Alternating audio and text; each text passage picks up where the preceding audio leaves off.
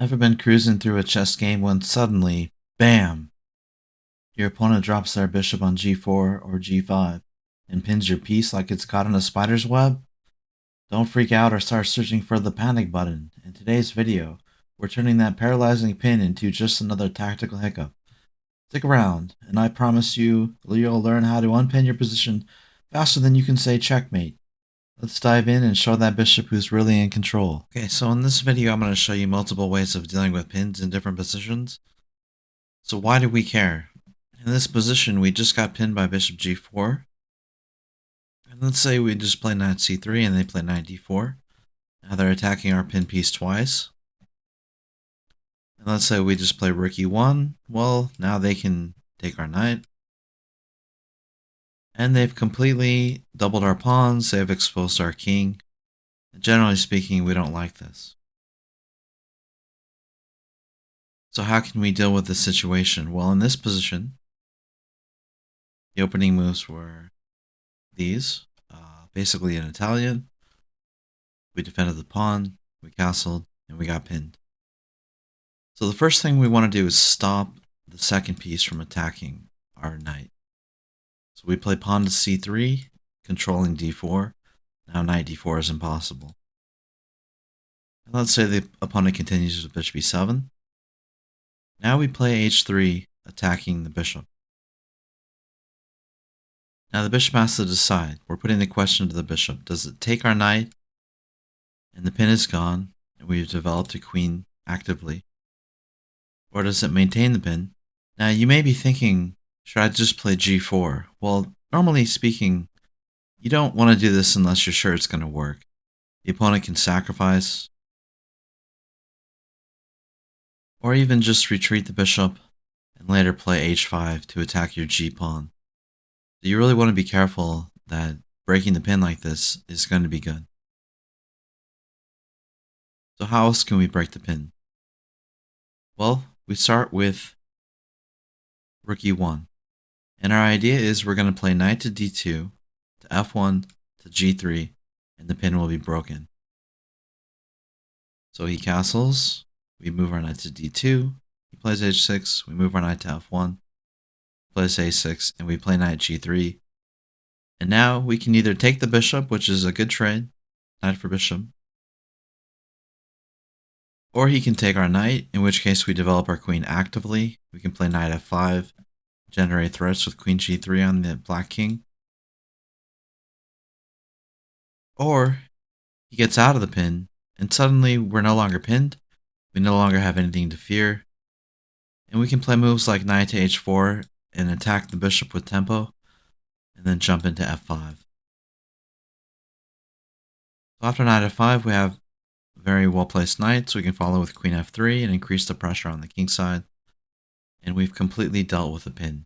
That was our first example of where a pin is not that dangerous. In example number 2, you're playing a king spawn game as black.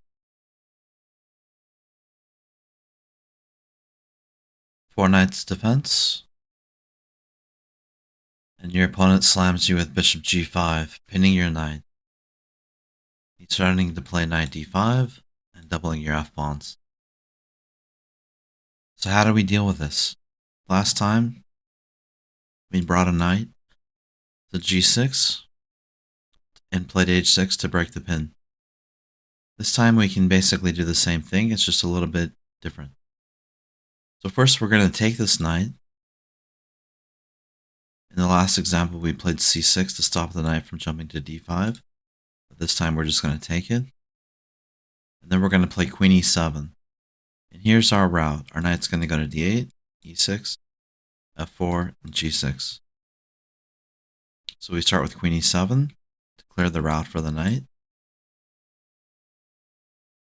We play h6. We bring the knight back. We hop the knight up, and then we play knight f4.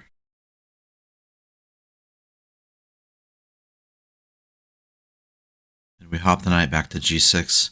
And now we've solved the problem. We can either take the bishop, he can take, and there's no more pin, or he can retreat, and again we've broken the pin. Here's example number 3, and the most effective way to break a pin is to use your bishop. So in this position, we haven't moved our bishop yet, so we haven't wasted any time, and we won't have to waste any time to break the pin with the bishop. So we simply play bishop e2. Now the pin is effectively broken. Now we can move the knight if we want. We can play h3 if we want. But basically, no matter what happens, we don't have to fear the pin anymore. Now let's say in this pin, your bishop was on b5, c4, or d3. Well, you're going to lose time if you drop it back to e2. Sometimes that'll be worth it to break the pin, but other times you want to see if there's an alternative method of breaking the pin. Now you may be asking, why do we care about breaking pins?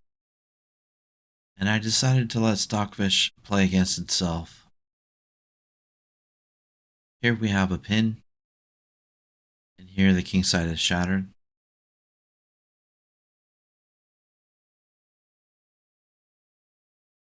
And I want you just to notice that during this game, the weakness of Black's king side is always a threat looming over his head. So almost no matter what White does, he's going to win this game because of that weakness alone. Of course, this game is incomprehensible to mere mortals that aren't Stockfish.